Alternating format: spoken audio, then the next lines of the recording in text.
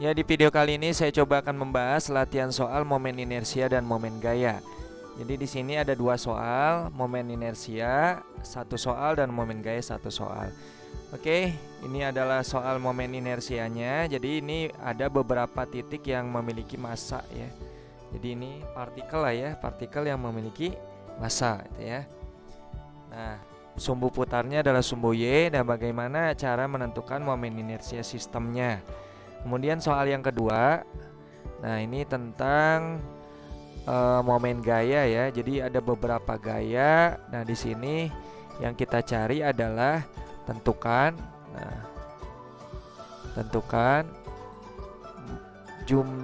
jumlah momen gaya gitu ya.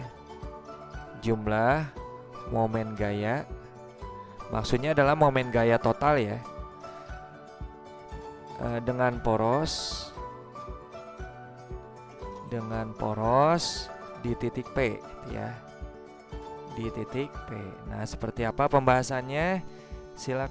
Bagi kalian yang penasaran dengan pembahasannya, silakan kalian simak baik-baik pembahasannya. Dan untuk mendukung channel ini, kalian bisa subscribe, kemudian aktifkan notifikasi loncengnya supaya kalian bisa mendapatkan video-video yang terbaru dari channel Hilman Viprat ini ya. Oke, sebelum saya bahas, silakan kalian subscribe dan juga aktifkan notifikasi loncengnya dulu ya.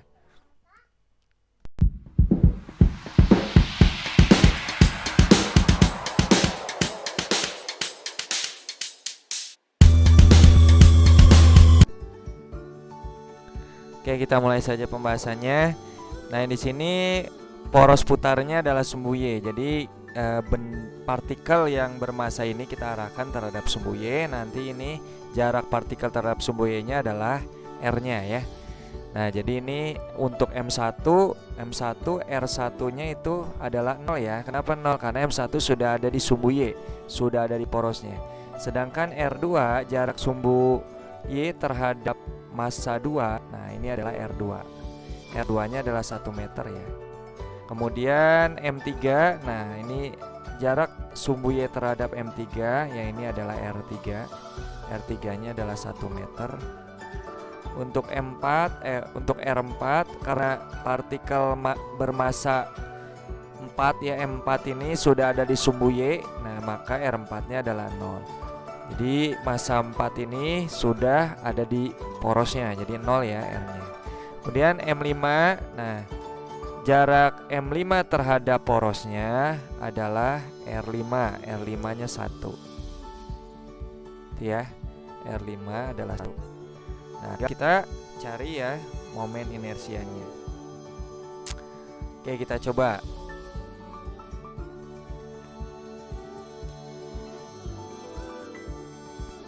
Kita lihat. Kalau kita lihat di sini untuk R5 ini adalah di kiri sumbu Y, maka R-nya negatif ya. Jadi R5 sama dengan. Nah, ini R5-nya harusnya -1 ya, karena ini ada di kiri sumbu Y, -1. Benar. Kemudian untuk R2 itu ada di kanan sumbu Y, positif ya. Jadi ini tetap 1 meter. Kemudian R3 ada di kanan sumbu Y, positif 1 meter. Jadi R5 aja nih ya, ada di kiri sumbu Y, maka ini negatif. Maka tentukan momen inersia sistem. Jadi momen inersia totalnya, I total, itu sama dengan M1 kali R1 kuadrat ditambah M2 kali R2 kuadrat ditambah M3 kali R3 kuadrat ditambah M4 kali R4 kuadrat ditambah M5 kali R5 kuadrat. Nah, M1-nya adalah 1 kali R1-nya adalah 0. M2-nya adalah 2 kali R2-nya 1 gitu ya. Tambah M3-nya 3 kali R3-nya 1. M4-nya 4 kali R4-nya adalah 0. M5-nya adalah 5 R5 nya adalah min 1 kuadrat. Nah ini ya, min 1 kuadrat. 1 kali 0 kuadrat 0, ditambah 2 kali 1 kuadrat 2, ditambah 3 kali 1 kuadrat 3, ditambah 4 kali 0 kuadrat 0, 5 kali min 1 kuadrat, min 1 kuadrat 1 ya, kali 5 adalah 5, tinggal ditambahin 10. Jadi jawabannya 10 kg kali meter kuadrat. Nah ini adalah momen inersianya ya. Oke, simak baik-baik pembahasannya tuh ya. Nah kalau kalian masih belum paham, silakan ketik di kolom komentar ya, bagian mana yang belum pahamnya, nanti akan dijawab ya, akan dibahas. Oke, latihan soalnya untuk momen gaya ya. Momen gaya bagaimana? Tentukan jumlah momen gaya dengan poros di titik P gitu ya. Nah ini persegi nih ya, ininya persegi, bentuknya persegi, artinya kalau ini 20 cm, ini juga 20 cm. Jadi setiap sisinya sama panjang. Oke, kita lihat ya. Nah untuk yang punya torsi ya atau momen gaya itu haruslah antara gaya dengan jarak titik gayanya terhadap porosnya itu harus membentuk sudut 90 derajat atau siku-siku ya.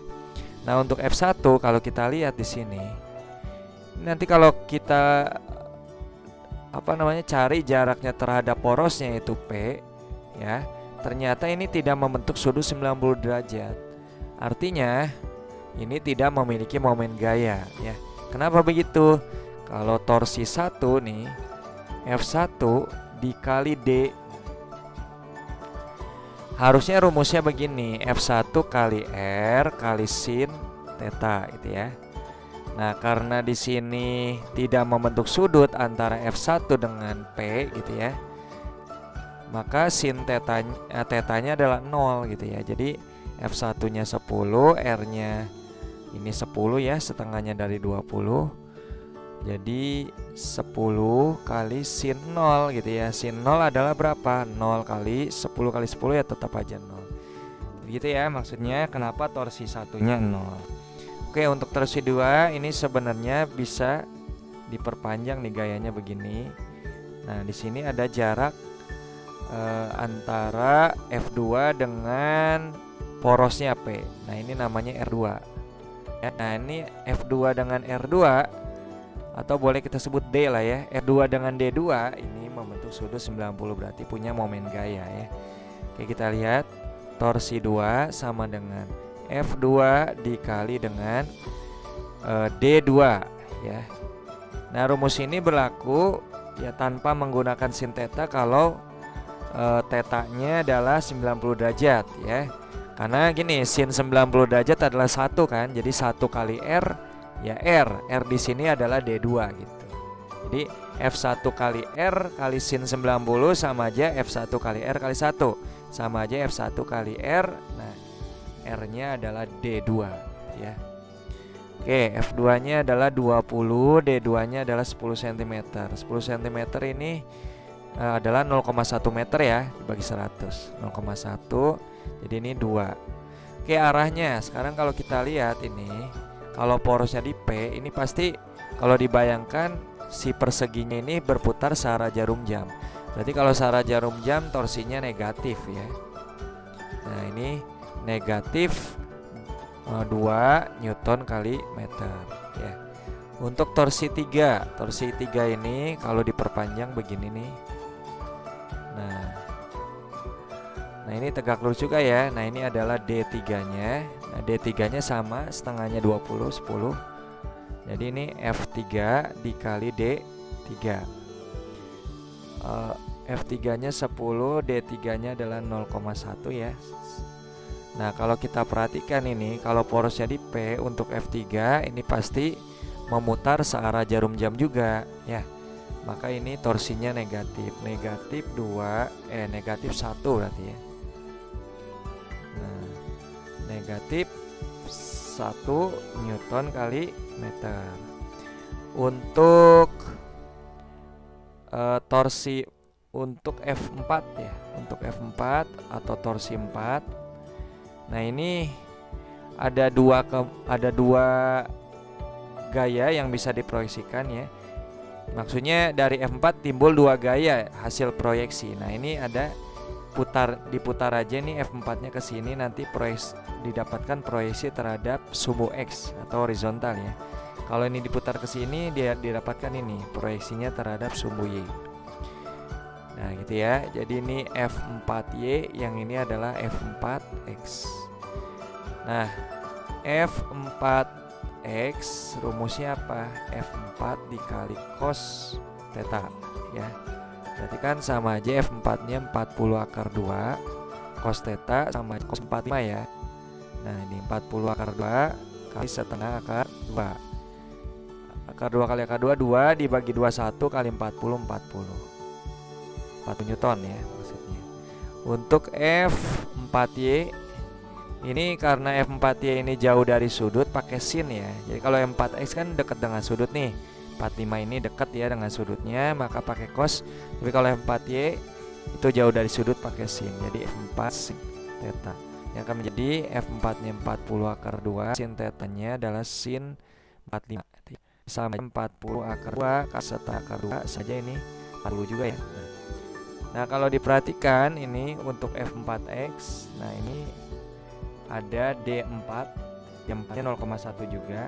Untuk F4Y juga, nah ini ada D4, D4-nya D4 misalkan sama, ini juga 0,1. Nah, cuman ternyata untuk F4Y ini kalau dibayangkan porosnya adalah P gitu ya. Porosnya adalah P. Nah, ini berputarnya nanti searah jarum jam. Jadi ini torsi 4 searah jarum jam. Jarum berlawanan jarum jam maksudnya. Terus untuk F4Y, nah F4Y ini F4X maksudnya. F4X ini kalau dibayangkan ini nanti si perseginya ya akan berputar searah jarum jam. Jadi searah jarum jam berarti begini ya. Nah, ini begini ke atas. Jadi satu ke atas, yang satu ke bawah. Ini sama torsi 4 ya. Dan sama besarnya ya. Sama besarnya. Hasilnya anggaplah ini torsi 41, ini torsi 41. Torsi 42 ya, torsi 42. Nah, ya, untuk torsi 4 terdiri dari torsi 41 dengan torsi 42 ya. Jadi ini torsi 4 itu gabungan torsi 41. Nah, torsi 1 berlawanan jarum jam ya. Maka ini torsinya positif. Sedangkan torsi 42 ya, torsi 42 ini searah jarum jam. Kalau searah jarum jam ini torsinya negatif ya, berarti ini negatif torsi 42 ya. Ini maksudnya ya, torsi 41 itu berlawanan jarum jam. Nah, yang ini nih, nah ini torsi 4 ya. Ini coba dulu. Ini adalah torsi 41 jam ya. Jadi kalau dibayangkan nih F4Y, nah F4Y terhadap poros P, nah ini nanti mengakibatkan si perseginya bergerak berlawanan jarum jam. Sedangkan torsi 42, nah ini torsi 42 nih. Nah, ini F4X ya, kalau dibayangkan ini nanti bisa memutar ya. Untuk poros di P bisa memutar persegi ke atas ya. Kalau ke atas artinya searah jarum jam ya. Oke, torsi 41, F4Y. Oke, kali apa? F4Y ini pasangannya D4 ya. Karena F4Y dengan D4 saling tegak lurus. Yang kurang F4 pasangannya 4X ini pasangannya adalah F4Y ini pasangannya D4 aksen harusnya ya. Sedangkan ini nih F4Y dengan aksen ini. Kemudian F4X ternyata pasangannya D4 nih, karena D4 dengan F4X saling tegak lurus ya. Nah, ini F4Y udah hitung 4 Newton. 40 Newton kali D4 aksen ya, D4 aksen setengahnya dari 20 ya, sama D4 juga setengahnya dari 20. berarti 10 cm 10 cm. Kalau dijadikan meter 0,1 sama 10 dibantu berapa? 0,4. Maka torsi di torsi kita tinggal tambahin torsi 1 tambah torsi 2 ditambah torsi 3 ya. Torsi 1 adalah 0 ditambah 2 ditambah 3 disebut tempat 0 itu milik torsi. Jadi besarnya torsi di titik P adalah 3 Newton.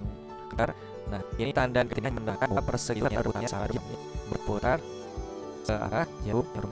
Ya, suka dengan video kali ini, silakan kalian like kemudian share ke teman kalian yang membutuhkan. Jangan lupa subscribe dan juga aktifkan notifikasi loncengnya agar kalian tidak ketinggalan video-video selanjutnya. Oke, sampai sini saja pembahasannya. Selamat belajar dan sampai jumpa di video selanjutnya.